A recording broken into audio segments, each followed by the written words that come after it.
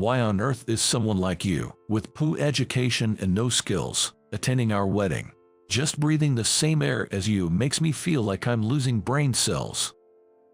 I was invited to the wedding ceremony of Michael, who is my manager, and attended with Sarah, my newlywed wife. However, his bride, sitting next to Michael, started belittling me on a mic in her hand. Michael turned pale and desperately tried to stop his bride, sitting next to him, but to no avail. To make matters worse, his bride exposed all the harassment Michael had subjected me to in the past, saying, "What about you? You've been bad-mouthing him too." In this uncontrollable situation, someone suddenly stood up and glared fiercely at Michael and his bride. "My name is James. To be honest, I don't have any academic qualifications. I joined a company right after graduating from middle school. People often ask why I didn't go to high school or college, but I could only say it was due to family circumstances. If possible, I too would have liked to go to high school and even college. But my family situation didn't allow for that. Though my parents wanted me to attend college, I respectfully declined. I have two younger brothers, Charlie and Daniel, and at that time, they had just started kindergarten and elementary school. I was confident I could manage on my own, but I didn't want my brothers to go through such hardships. So, I decided to start working right after middle school to save up for their college tuition. I was introduced to my current company through school, and it's almost been 10 years since I joined. In the beginning, being a middle school graduate, I was mostly assigned menial tasks, but as my tenure increased, I was entrusted with various responsibilities. By my 5th year, I was working with almost the same conditions as college graduates. After working for 10 years, I could smoothly handle almost all tasks in the company. Not only did my job quality improve, but I also gained confidence. Yet, I never settled for just that and tirelessly pursued my efforts with greed every day. Having been looked down upon for only completing middle school, I never wanted to go through that experience again, nor did I wish to put myself in such an environment. My efforts were eventually recognized by those around me, and I managed to build good relationships. "Hey, James, you're doing great. Thank you. This is all thanks to the seniors like you who patiently taught me the ropes when I was still new here. Come on, saying that won't get you anything." While I was working at my desk, a senior colleague, Tom, casually spoke to me. He held 2 cups of coffee, placing one on my desk with a smile. "Wow, thank you. It's not much." He smiled again and returned to his desk. Then, Emily, a junior colleague, sitting next to me, called out to me, "James, sorry but my software stopped working." Emily came to me with a tearful face, showing me the screen. Indeed, the software had frozen and the screen had gone white. Upon asking Emily for details, it seemed that this issue arose whenever attempting to open documents sent by a client. The software installed on our company computers is always up to date. So, it's unusual for there to be issues with opening files, but after considering various factors, including the possibility that her computer might not have the necessary specifications, I couldn't manage to open the document on their device. In the end, I had to take over the task. "James, sorry for causing you trouble." "It's okay, we're here to help each other," I replied with a smile, and Emily seemed relieved and smiled back. Taking over Emily's task, I handed my work to her instead. We supported each other like this, keeping a positive atmosphere in the office. Looking back, I can only agree if someone were to say that I was the one who disrupted the atmosphere. "James, can you work overtime today?" Oh, it was 20 minutes before the end of the day. Michael, the manager, said he needed help with some urgent work. However, I had an important matter today that required me to leave on time. "I'm sorry, I can't make it today due to personal reasons. However, I'm available to help tomorrow." At my response, Michael furrowed his brow. It has to be today. Then, perhaps you could ask another employee for help, as I really can't miss my appointment today. I apologized to Michael repeatedly, and as soon as the end-of-day bell rang, I left the office. Missing today's appointment could seriously affect my life. I understand that taking on work is crucial for building trust within the company, but when it comes down to weighing it against my future, I prioritize my own life. However, I would come to know that my decision was a mistake. The next day arrived. Hey, good morning, poorly educated James. Excuse me. As I arrived at work as usual, I was greeted sarcastically by Michael, who had arrived earlier. I was surprised because nobody had used the term in reference to me since I first joined a company. And Michael was normal until yesterday, so what happened? The meeting with the client this afternoon has been rescheduled to start at 5 p.m. Oh, really? Well, I see. I wondered if I had missed any communication from the client as I replied to Michael. Michael said it in his usual tone of voice, so I decided to think that I must have misheard his insult. However, the incident would occur at the time of the meeting. I was preparing to connect remotely with the client in conference room 1. But as time passed, the meeting didn't start. After a 30-minute wait, feeling something was amiss, I immediately contacted the client for confirmation. Oh, is this James? I believe we had a meeting scheduled for today. Has something happened? That's what we'd like to ask you. Weren't you the ones who missed this afternoon's meeting? We'll have to reconsider this deal from scratch now. Wait, what? The tone of the client's representative was unexpectedly stern, and I was shocked. Moreover, they confirmed that the meeting was still scheduled for the afternoon, without any changes. The one who informed me about the meeting time change was Michael. I immediately left the conference room and went to Michael. Michael. Even though I raised my voice, Michael continued to ignore me as if he hadn't heard. Michael, did you lie to me about the change of the meeting time? When I banged on Michael's desk and confronted him, he responded with, "Excuse me, what are you talking about?" The argument went nowhere, and I gave up on blaming Michael. I should have confirmed with the client myself when I first heard about the meeting time change. Now, with the deal cancelled, the responsibility weighs heavily on me. I need to gradually regain trust. But Michael's actions, which could be seen as harassment, was not limited to just that day. Man, you're still not done with this work. You're so slow. Don't get cocky just because you've been working in here a while despite being poorly educated. Michael constantly made derogatory comments towards me. He would offload his work onto me and then berate me if it wasn't finished immediately.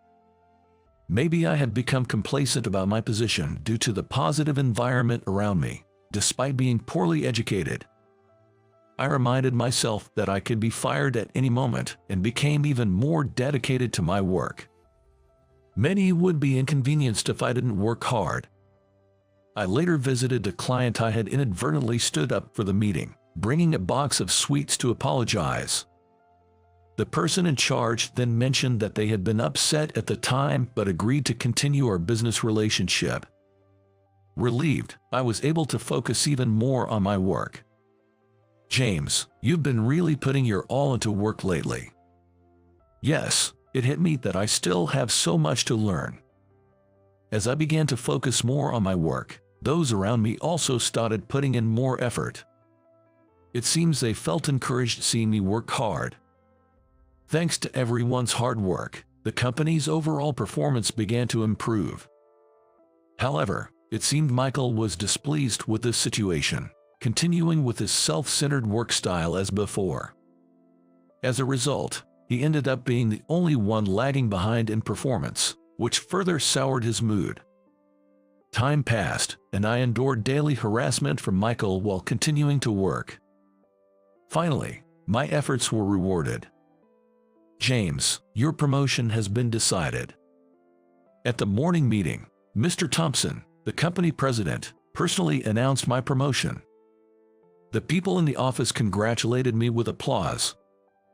However, Michael was the only one who seemed displeased, glaring at me as if to express his discontent. I had been eagerly awaiting this promotion. Well, it's been decided. Congratulations. Thank you. When I told Sarah, whom I live with, about my promotion, she was delighted as if it were her own achievement. I had shared everything with her, including my troubles with Michael and all the good and bad things at work. It's no exaggeration to say that I was able to keep going until today because of her. And I had made up my mind. Once my promotion was decided, I planned to convey something important to her. And so, I ended up getting married to the woman I had been dating for a long time. That day, we were out looking at wedding venues together. I'm excited about previewing the venue. What kind do you like, James? As long as you're happy with it, anywhere is fine by me. After all, the bride is the star of the wedding. James, you're really sweet. She was smiling the whole time. Today, not only were we viewing venues, but she was also scheduled to try on dresses, making it an entirely enjoyable experience for her. In the dressing room filled with various gowns, she felt like a princess and was very excited. I decided to wait outside on a sofa, telling her to take her time without worrying about the clock. As I took a seat on the sofa with a small sigh, I heard a familiar voice calling out to me. Is that you, James? Oh, Michael. Judging by Michael's neat attire, it seemed he was also here to scout a wedding venue.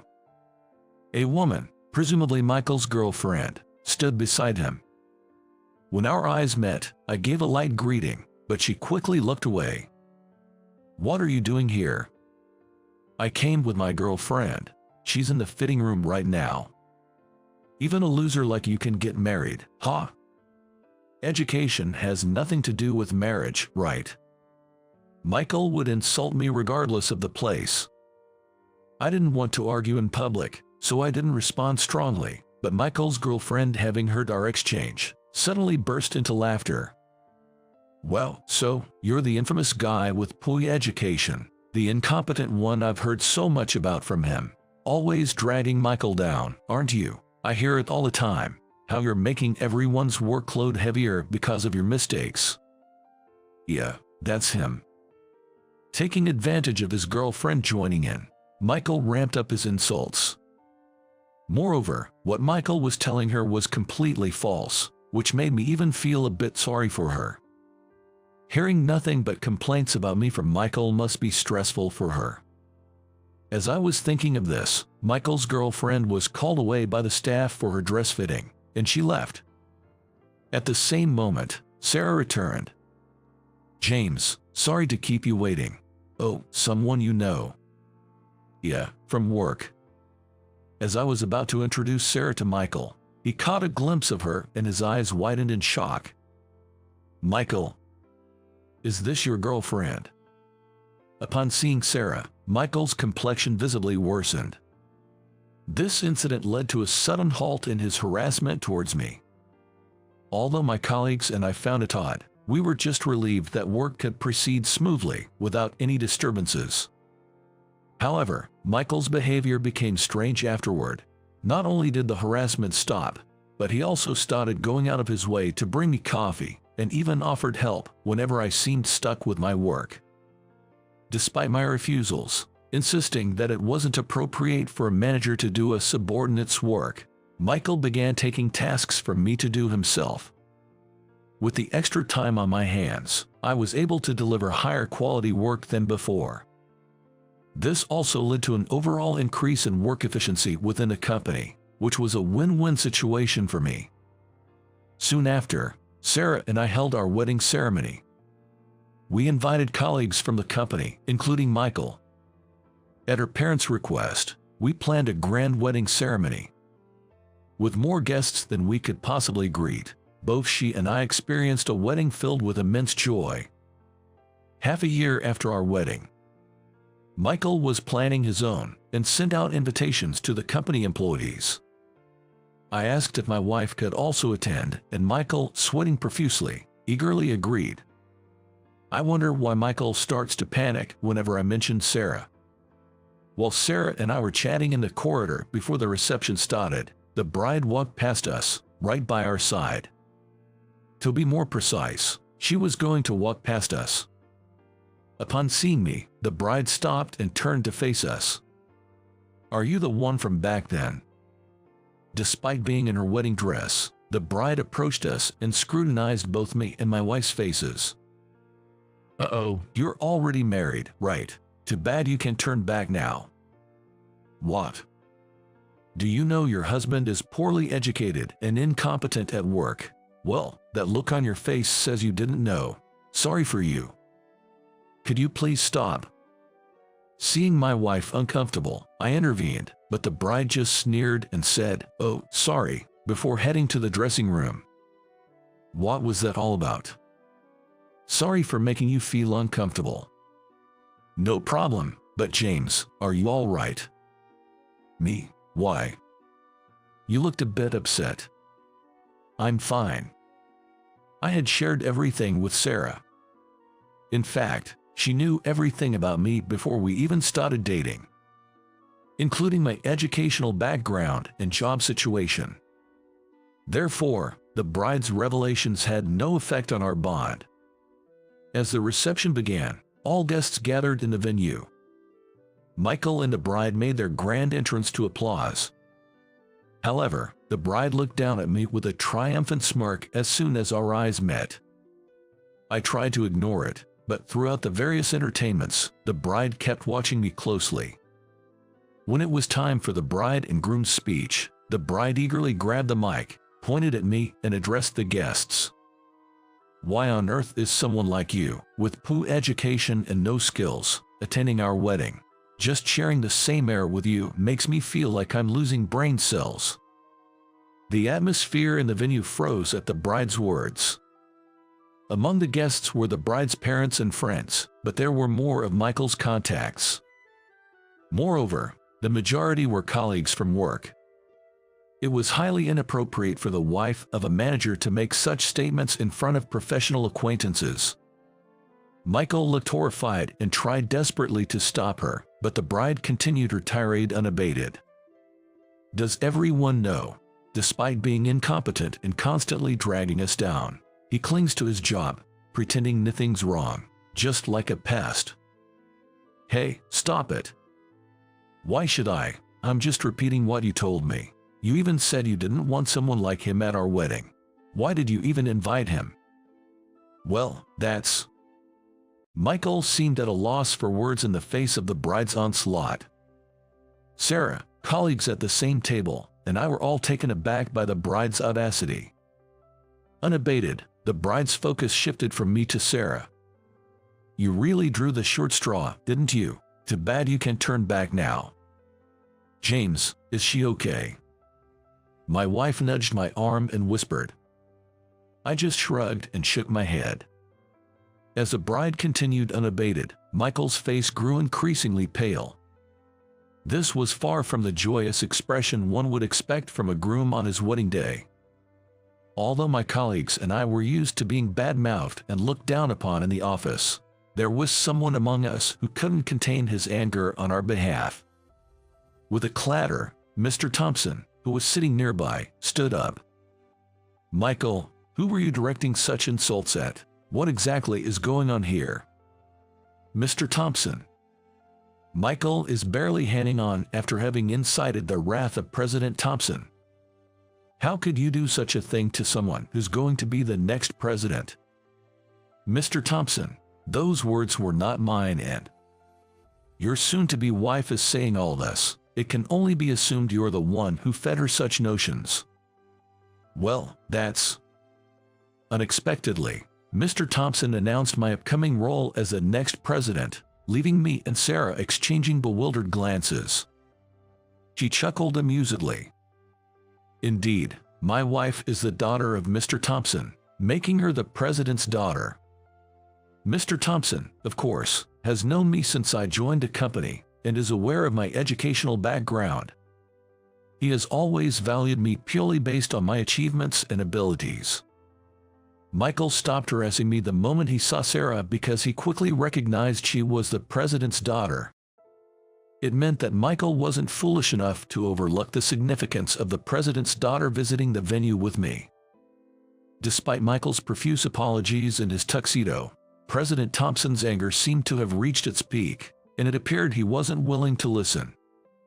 Working while harboring such negative feelings towards others already marks you as incompetent, and on top of that, spreading slander makes you an unwanted person in our workforce. To everyone's astonishment, Michael was fired on the spot during his own wedding. Adding insult to injury, the bride, through the mic, scornfully said to Michael, now jobless. Am I marrying to the unemployed guy? No way. Goodbye. Despite being the cause of the commotion, Michael's girlfriend dismissively sighed and left the venue, ignoring her own role in the uproar. The atmosphere left behind for us was undoubtedly the worst. The venue staff, unsure of how to proceed, let the wedding music play on as planned, its notes echoing emptily through the hall. Since then, it seems Michael has been holed up at home. Understandably so, as he was not only fired but also left by the bride during the wedding, leading to the collapse of his marriage. Feeling somewhat sorry for him and recognizing his abilities, I plan to call him back once I've established myself as a competent president and gained recognition. To achieve this, I continue to work diligently, facing each day's challenges with earnest dedication.